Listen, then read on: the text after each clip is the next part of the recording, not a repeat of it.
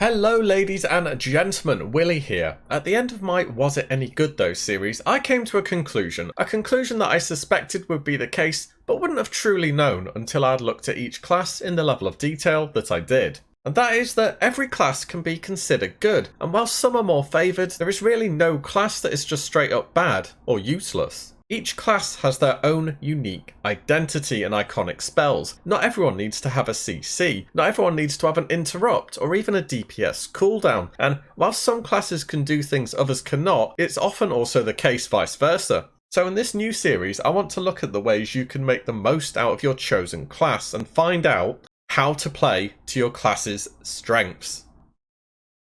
The points I'll be looking at will differ from class to class in relation to their strengths, as they aren't all shared across the board. Today I'll be looking at the Warlock and we'll cover these points.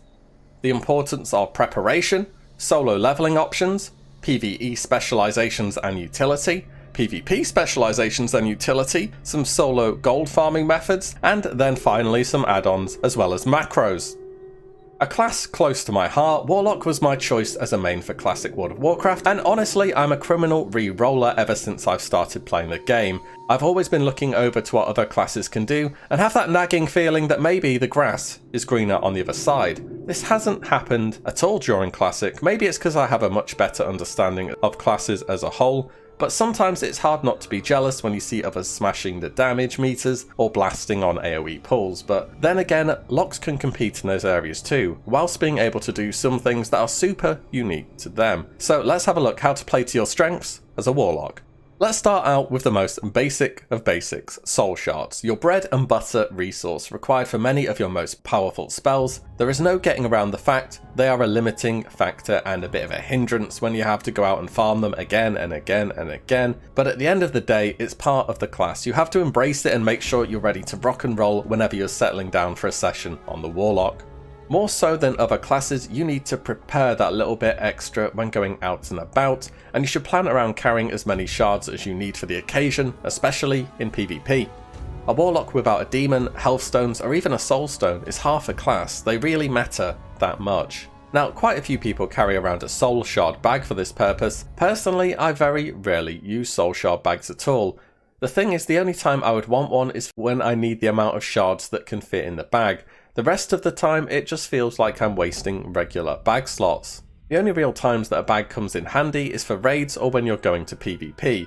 For questing or farming gold, I wouldn't use them since you only need a few shards spare, not a huge number like 16 plus. And keep in mind that you can also plan ahead when you want to use shards by getting a shard bag, filling it and then just banking it for later use. Of course, we have the obvious use for shards, pets, health stones for you or your tanks in groups, soul stones on the healers, summoning which requires 1 soul shard per person, so usually 2 per group. In fact, just starting a dungeon with all these in mind, you could need up to 7 or 8 shards before you even get going. There's then the often forgotten spellstone, which is extremely powerful in PvP, or perhaps even in some niche PvE scenarios. If you're on a PvP session, I would carry one of these about for sure. They're actually equipped in the offhand, give 1% crit, which is okay, but more importantly give an on-use dispel all magical effects and a decent absorb shield as well. This can instantly turn PvP battles versus other locks or mages in your favour. There are some very good spots where you can go and farm shards up. They're imps near the entrance between Burning Steps and the Red Ridge Mountains, or just next to the flight path at Flamecrest for the Horde. These guys have very low health, come in packs and are easy shard farming, though this does risk PvP in these areas. A super place for the Alliance to farm, which will probably be less safe now, is in Duskwood at Raven Hill. Apply Detect Invisibility on yourself and there are loads of level 50 or so ghosts called Unseen all over the place. And clearing this area out takes around 5 minutes and gives 16 or so shards. And the easiest way to get there is from the flight path at Westfall. You could do this as well in theory as a Horde player, but I believe your closest flight point is way over in Gromgrol in the middle of STV, so I'd stick with the imps personally. And finally, before we move on, let's talk about mana quickly. Warlocks are in a special place for mana usage thanks to Life Tap. I like to think of Warlocks as having 3 mana bars. First of all, the mana bar. Second of all, the health bar. and third of all, your healer's mana bar as well. One of the best things about Warlocks is you can always go full out and never have to compromise down ranking for longer fights, when we get longer fights eventually that is. Mages can blast, but when their blue bar is gone, they're done. Warlocks can keep going as long as their health doesn't hit 0. Warlocks are among the top classes for leveling and do have a number of decent options that you can look at. Way back in my Was It Any Good Though video for the Warlock, I did miss out on a few options which are really quite good and that I ended up using myself, so let's look at those in a bit more detail now. So, it turns out many private servers overestimated how much threat Voidwalkers generate, and in Classic, well, they lose aggro easily, very easily in fact. Even with the improved Voidwalker talent from Demonology Tree, it's likely going to lose aggro before you defeat whatever you're fighting, on top of going eventually from spamming Torment, which won't even hold aggro even if you just dot up your target and wand. So you better not even think about casting a Shadow Bolt if you're using a Voidwalker, it may as well just be a ranged taunt. Basically, Voidwalkers aren't very good as a tanking pet, and since that's the only real thing they can do, there are some other options that may just be worth a look at instead. First of all, the Triangle Imp formation. This is most useful early on before you have access to other demons. The essence of it is you have your Imp attack, apply dots, run away from your Imp. Then as the enemy reaches your Imp, maybe landing one attack on it, aggro switches back to you and most of its health is gone before the time it reaches you. This is pretty good until you get other demons, but it's kind of a lot of effort to do with every single mob, and in later zones with higher mob density, you just don't have the space to do this consistently. I used it until I got around level 22, at which point I swapped over to the Drain Tank build. Drain tanking really does kick off at level 22 minimum. At this point you should have gone and gotten your Succubus, the quest becomes available at level 20, and you can respec if you weren't already planning to do this into the 5 out of 5 Fell Concentration, giving you a much better chance of getting a full Drain Life off. And finally at level 22 you get rank 2 of Drain Life. Rank 1 of Drain Life isn't actually very good, so I'd wait until level 22 before you start using this spec. And the idea with it is, like the name suggests, drain life and just tank the hits of any incoming damage, healing much of the health back. Use a Succubus instead of an Imp as A, they do more damage, B, they don't go out of mana, and C, they can actually tank 1 or 2 hits for you at the start of the fight, unlike Imps which are super squishy. I would only keep Lash of Pain on autocast and let her take a hit or 2, as aggro will quickly swap to you as your damage over time effects start taking hold. So you send your Succubus in, apply damage over time effects, drain life and balance mana and health between each pull. It's efficient and it's decently fast as well. Another added benefit on PvP servers is, well, you have access to a Succubus when you're leveling and Seduce, which is a super nice long duration CC. The only real issue with this specialization is when you start getting to those later levels, you know, the high 50s, and start doing dungeons more often, as this build is really bad at doing damage in dungeons, where your damage over time effects aren't really as important as single target priority damage. This is where you should look to respec again, and in the PvE category and endgame, locks do have choices too. Warlocks are in a fortunate position where they have a one specialization fits all kind of build. It's very good in raids and dungeons, good for gold farming, and decent in PvP, and this is the Shadow Mastery Ruin build. The basics of the specialization look like this. Following this, there are some choices you can make which are a bit up to you. Either 4 points in Fell Concentration, or Curse of Exhaustion and 3 in Improved Curse of Exhaustion before putting 5 into Shadow Mastery. Curse of Exhaustion is more useful for PvP in general, but to be honest, melee leeway is so massive that it's only useful when you get the drop on someone, and most of the time an amplified Curse of Agony would just be better. I usually get Fell Concentration personally, also you'll be used to it from leveling if you've been doing drain tanking. Then on the destruction side, either 2 into Intensity or Improved Searing Pain before putting final points into Ruin. Searing Pain tends to be more useful here, it's a decent alternative to Shadow Bolt, and it doesn't share the same spell school, so this is the one I prefer here.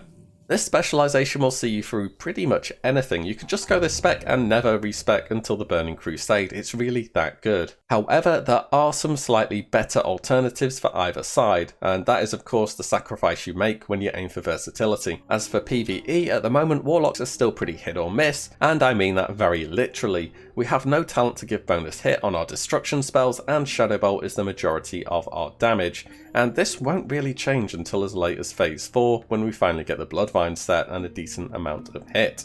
So for the moment, they're kind of okay in PvE unless you get lucky on a fight and everything lands and crits, but by later phases, Warlocks really power up and start fighting for the top DPS slot unranged. The specialization that will perform on average the top for DPS in PvE is Demonic Sacrifice Ruin, and this specialization revolves around sacrificing your succubus for a flat 15% shadow damage buff, as well as getting Ruin for those big crits. This specialization, however, is pretty bad for farming gold and pretty bad in PvP as well, so it's up to you whether you want to put gold into getting that extra bit of damage. It's a 100 gold swing each time you want to respec if you're doing it that often, on top of any other consumables you may be using, so it's up to you if you have a min-max mindset. On to PvP now, and this is an area where locks are really a force to be reckoned with, and also have some options on how to play. There is the standard Shadow Mastery Ruin specialization mentioned before, and then there are some more specialized PvP specs.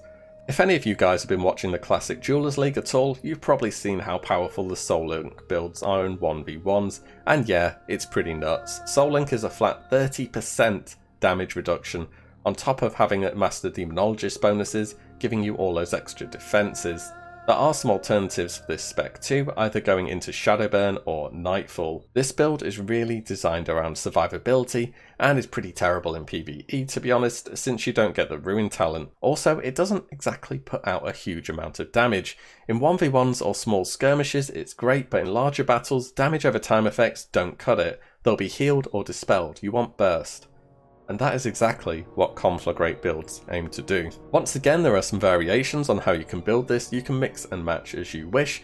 This is just a rough idea of how you can go. This turns you from a damage over time machine to focus more on hard casting to get damage out. Searing Pain will be your main damage spell, as with Immolate and Conflagrate into Shadowburn for some big burst damage. Versus other classes in 1v1s as a Warlock, the Soul Link build kind of trivializes every single matchup, especially if you have Fell Domination for a second Voidwalker sacrifice. There are so many variables for specialization, which demon you have out is kind of hard to go in details versus different matchups. As for a few tips you can look at, if your Voidwalker is crowd controlled, it can't be sacrificed, but it can be if the Warlock is crowd controlled. Remember, Devour Magic from your Fell Hunter can be used offensively or defensively to snipe important buffs like Ice Barrier or debuffs like Hammer of Justice. So when versus another lock, make sure you always apply trash debuffs like Detect Invisibility and Water Breathing to lessen the chance they get off your Shadow Ward.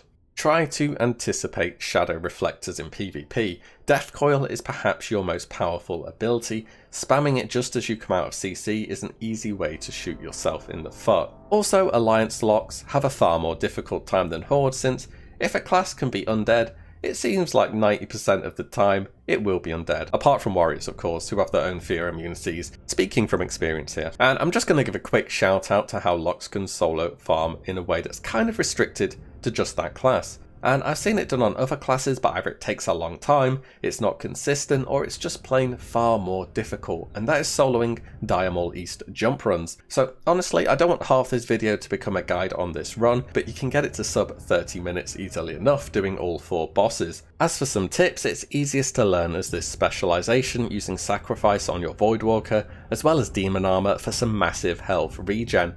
This should be easier using this build at lower gear levels as well, say around 200 to 250 spell power. Shadow Mastery Ruin is fine as well, you just need to play the last boss a whole lot better and more clean, and runs are overall more slow because you spend more time drinking instead of regenerating as you run around. Finally, you really must have mining. There are 2 to 3 rich thorium veins at the end of the instance every single time, and arcane crystals and blue sapphires seem to have retained a pretty good price.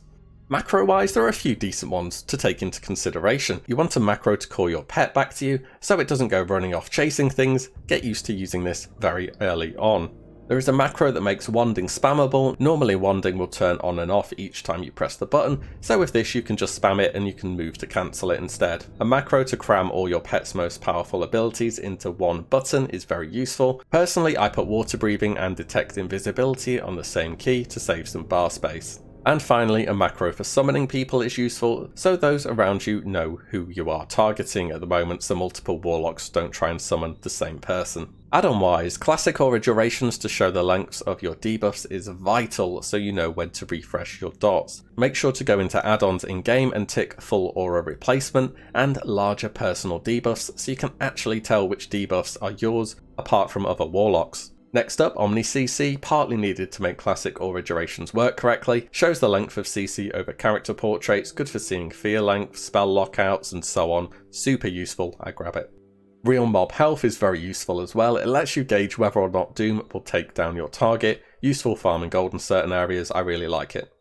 And I definitely get Tiny Threat as well, which is part of the Details add-on. Warlocks are infamous at over-aggroing because we have no innate way to reduce threat or talents to do so either. So you'll need to be very careful when Shadowbolt crits, it will generate a huge amount of threat and you don't want to be messing up constantly. And that covers the Warlock for me. A really fun class overall so far, and strong in many different aspects of the game. Been having a blast with it so far, eagerly awaiting Battleground and eventually being able to get a decent amount of hit, so my spells are a bit more consistent though. Which means we have Rogue and Mage left. Two big boy classes, both of which have such a long list of strengths, should be fun to look at for sure. Which will it be?